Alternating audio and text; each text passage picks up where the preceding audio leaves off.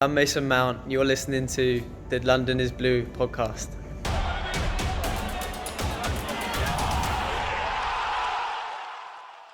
I think a part of that, which we can touch on, Dan, is the Christian Pulisic piece. We're super biased. We're not going to hide it. It's going to be ever present in our content this season. But look, Christian Pulisic made his Premier League debut at Stamford Bridge today, and I think he's already won over most of the fans in terms of giving him a shot to prove himself. I think they've seen enough that they're like, hey, this kid could be great. Being objective, I thought he had an okay day, right? He didn't feel like he really made any mistakes. He just wasn't really able to make a big impact. But, with that being said, he's a big part of this attacking, mobile, multi-threat offense that Lampard is building. And it's great to see him get that run out. He's meeting, who did he meet earlier today? Whatever NBA player was, Josh Hart. side.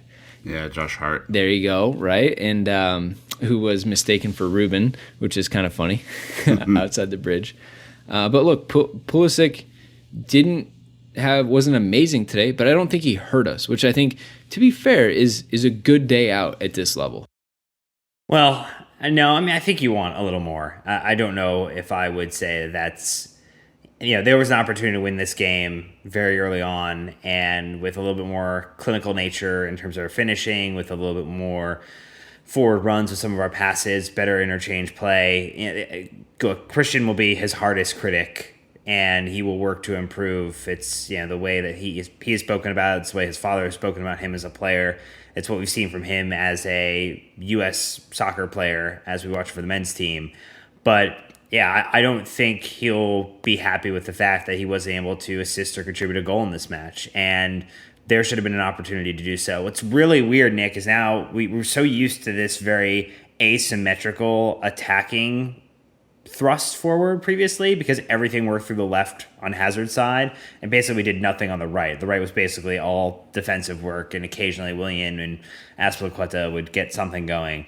But for the most part of the time, we would just go directly to Hazard, and I think we're having to unlearn some of the fact that you don't just need to go down the left all the time, because now you have Pedro or Willian and Pulisic all on the wings right now, and you don't have to go down just one side. It can be a little bit different than the way it has been previously.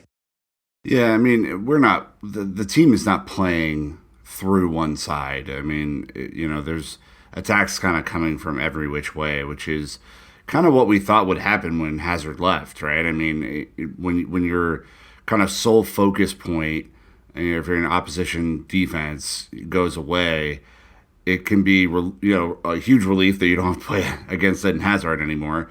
But on the flip side, I think it becomes a little bit more unpredictable as to where the interchange is going to come from. You've seen in both games that they've played together now that Pedro and Pulisic will switch sides occasionally, kind of similar to the Mazakar days of old, where we'd have a lot of switching of Eden Hazard and Juan Mata and Oscar and all that kind of stuff. So, I think, to get back to Pulisic, he played okay.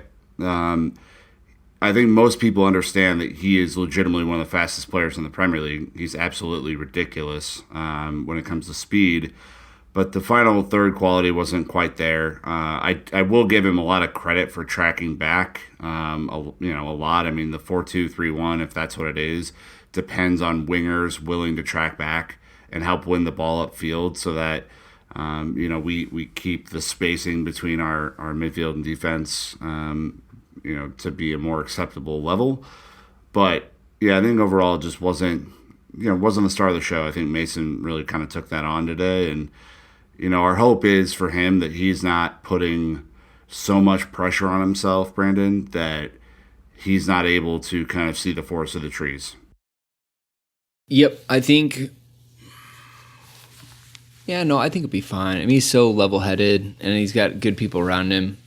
He seems to, be a safe bet, as far as potential clubs to look at, and I think he'll definitely find it. It's early days. I'm not writing anyone off, and I'll back that up later in the podcast when we talk about the not so great parts of this. But again, I mean, he had a positive performance today, and we'll kind of obviously keep a very close eye on him. But we're going to take a real quick break. We appreciate this sponsor for supporting the podcast financially. And when we get back, again, we'll be talking about why Chelsea faltered today. We provide some thoughts, maybe a surprise appearance from Nami Footy. Not sure if you've heard his name mentioned on this podcast before.